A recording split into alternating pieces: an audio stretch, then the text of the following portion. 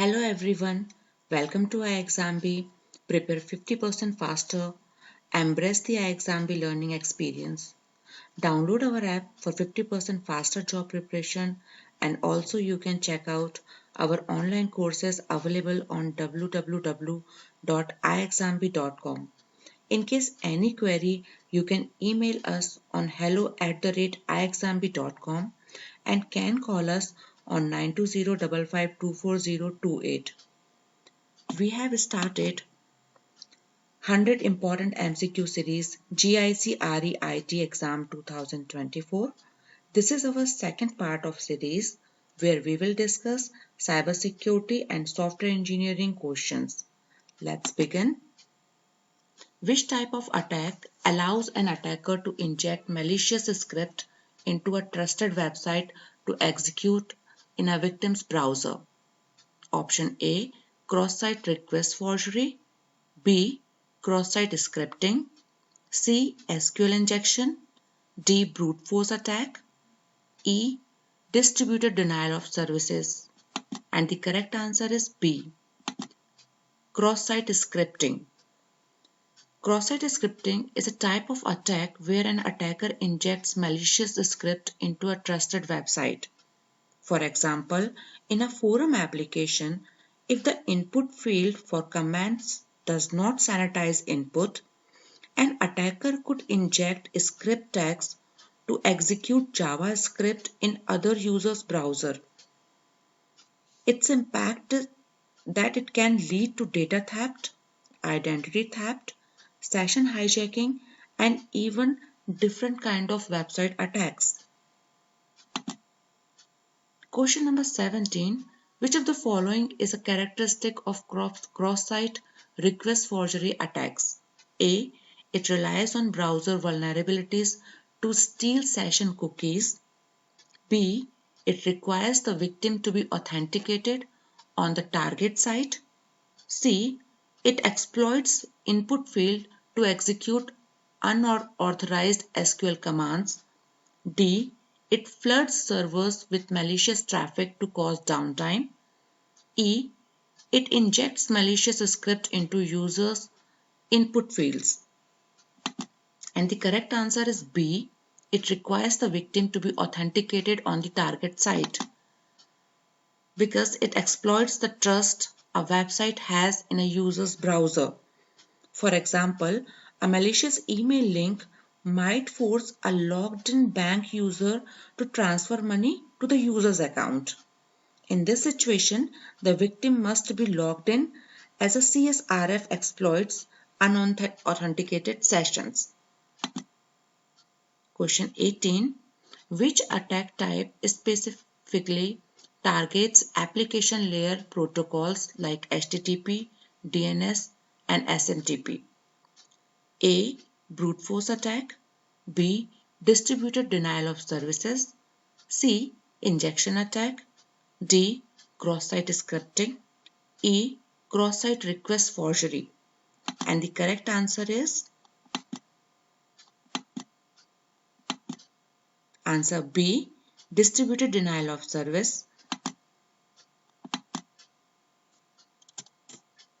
A DDoS attack overwhelms an application or server by flooding it with a high volume of requests, often targeting application layer protocol such as HTTP, DNS, and SMTP. So these protocols are basically application layer protocols, and in application layer, DDoS attacks are difficult to detect because they mimic legitimate user traffic, exhausting the server resources. It basically disrupts the services, leading to downtime, loss of business, and customer dissatisfaction. Number 19. What is the primary difference between SQL injection and command injection? A. SQL injection targets a database, while command injection targets the operating system. B. SQL injection exploits scripts, while command injection exploits browsers. C. SQL injection targets HTTP protocols, while command injection targets SMTP protocols. D. SQL injection disrupts server where command injection disrupts clients. E. SQL injection is harmless compared to command injection. And the correct answer is A. SQL injection target a database while command injection target the operating system. So SQL injection manipulate database queries through insecure input handling, compromising data integrity and confidentiality. So command injection execute arbitrary operating commands, leveraging vulnerabilities in web application to gain deeper system access. Next question, question number 20. Which phase of the software development lifecycle SDLC for on identifying the feasibility and goals of the project? A. Product design. B. Requirement analysis. C. Testing. D. Deployment. E. Maintenance. And the correct answer is B. Requirement analysis. Requirement analysis, basically feasibility studies happens during this phase and often conducted to evaluate technical, financial and operational constraints. The outcome is typically a software requirement specification document which serves as the foundation for subsequent stages like design and development. Next question is 21, that is which software testing technique involves testing the internal structure of workings of an application? A. Black box testing. B. White box testing. C. Regression testing.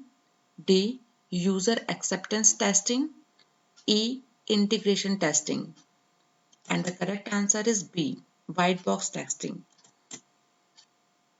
So the white box testing involves testing the internal structures, logic and code paths of an application. It is often performed by developers or testers with a strong understanding of the code base. This technique basically ensures that all internal operations of the software, such as loops, statements, and decision branches, work as intended. So we can say the key features of this testing is to having a proper coverage of the statements, branches, path, for example, ensuring that every conditional statement execute at least once. Next question is, which of the following is not one of the solid principles of software design? A. Single responsibility principle. B. Open close principle. C. Interface segregation principle. D. Dependency injection principle. E. Liskov substitution principle. And the correct answer is D. Dependency injection principle. So the single responsibility principle basically have, the 5 principles: single responsibility principles, open close principles, Liskov substitution principle, interface segregation principle, and here we can see the name is slightly changed. Instead of dependency inversion principle, they have given dependency injection principle, which is not at all the principle of one of the principles of solid principles. Question number 23. Which type of software testing ensures that integrated modules of an application work together as expected? A. Unit testing.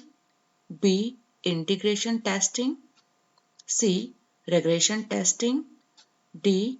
Load testing. E. User acceptance testing. And the correct answer is B. Integration testing. So integration testing can be performed in various approaches such as top-down, bottom-up, or a hybrid approach.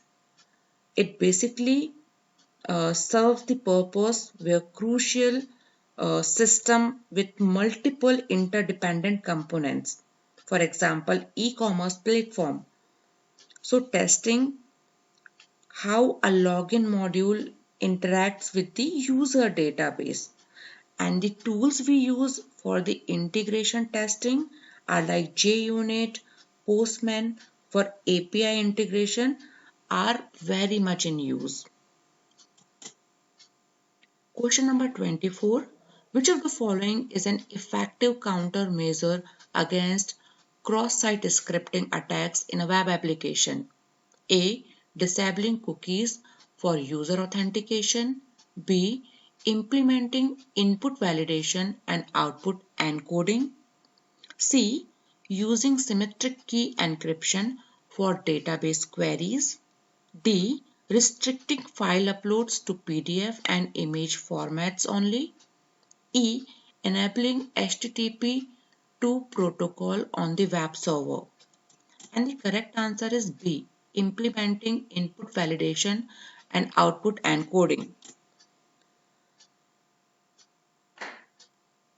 So in the cross-site scripting vulnerability, where attackers inject malicious scripts into websites that are executed in the context of the user's browser. And the primary way to prevent cross-site scripting attacks is by implementing input validations to ensure that user provided data does not contain malicious content, and output encoding to neutralize the special characters before displaying them on the web pages. Question number 25. Which of the following correctly describes the primary differences between cross-site request forgery and cross-site scripting? A. CSRF targets the user's browser, while cross-site scripting targets the application server. Option B. CSRF exploits session management flaws, while XSS exploits input sanitization issues. CSRF involves executing malicious JavaScripts, while CrossSS does not. CSRF relies on phishing emails, while cross-site scripting requires direct access to the server. CSRF option E. CSRF can only occur on HTTPS websites, whereas cross-site scripting occurs on HTTP websites. And the correct answer is B. CSRF exploits session management flaws, while cross-site scripting exploits input sanitization issues. So here we can see the key distinctions lies in their focus. CSRF exploits session trust, while cross-site scripting exploits input sanitization flaws. A proper understanding of these vulnerabilities helps in designing robust security measures like CSRF tokens and input validation techniques. Question number 26. In the context of asymmetric encryption, which of the following is a key feature of public-private key pairs? A. Both keys can encrypt and decrypt data interchangeably. B. Only the private key is used for encryption. C. The public key can decrypt data encrypted by the private key. D. The private key is shared between sender and receiver. Option E. Public-private key pairs are primarily used for hashing. And the correct answer is C. The public key can decrypt data encrypted by the private key. So here, the separation of keys ensures confidentiality, integrity, and authentication. It is widely used in protocols like SSL, TLS, and applications such as secure email and blockchain. Question number 27. Which of the following is not among the OWASP top 10 web security risk? Option A. Injection attacks. B. Insecure direct object references. C. Broken access control. D. Hardware based attacks. E. Security misconfiguration. Now in such type of question, it's very important to read it twice whenever we encounter the word not. So it's very important to read the question twice and the options as well. So in this question, the correct answer is the hardware based attacks. OWASP focuses specifically on software vulnerabilities such as injection attacks, commands, broken access control, IDOR, and security misconfiguration. Okay, and in this option D, we have the hardware based attacks. Hardware based attacks are not the part of OWASP top 10 because they are typically outside the scope of application level vulnerabilities. Question number 28. Which of the following phases in the software development lifecycle ensures that the final product meets the agreed upon requirements and specification? Option A. Coding. B. Product design. C. Requirement analysis. D. Testing. E. Deployment. And the correct answer is D. Testing. Testing phase includes various types of testing such as unit testing, integration testing, system testing, and user acceptance testing. The ultimate aim of testing is to deliver a robust and reliable system that satisfies user needs. Question number 29. Which design pattern is best suited for ensuring that a class has only one instance and provides a global point of access to it? Option A. Factory pattern. B. Singleton pattern. C. Observer pattern. D. Strategy pattern. E. Prototype pattern. And the correct answer is B. Singleton pattern. Singleton pattern works by restricting the class's instantiation and providing a static method to get the single instance. Singleton is particularly useful when exactly one object is required to coordinate actions across the system. Question 30. Which of the following is a key principle of the solid design principles that focuses on ensuring a class has only one reason to change?